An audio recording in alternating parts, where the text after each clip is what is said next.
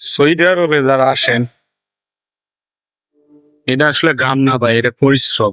ঠিক আছে, আসলে সৌদি আরবে বা মিডল ইস্টে যারা আছেন, এখানে কেউ মুখ দেখে কিন্তু কেউ টাকা দেয় না, রিয়াল দেয় না।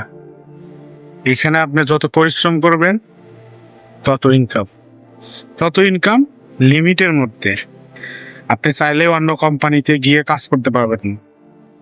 এই যে এক্সট্রা কামাই বলে না, সেটা অন্য কোম্পানি বা অন্য কোথাও গিয়ে কাজ করতে গেলে ঝামেলা আছে। ঝামেলা কি, যদি সে অবস্থা আপনাকে কোনো পুলিশ, যাওয়া যাতে পুলিশ যদি পায় বা দেখে বা জিজ্ঞেস করে, তাহলে মনে করেন সাথে সাথে বাংলাদেশ মানে সফর যায়।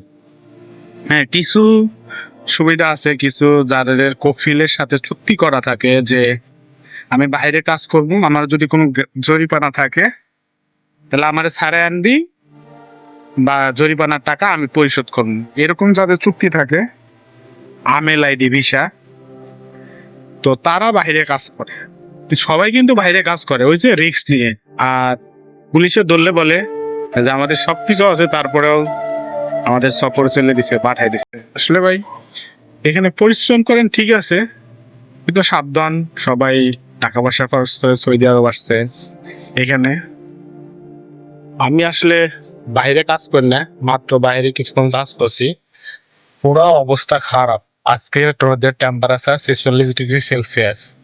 মানে যারা বাংলাদেশে আছেন, আমাদের পিছনে রোদের কারণে কিন্তু দেখা যাইতেছে না কি পরিমাণ রোদ।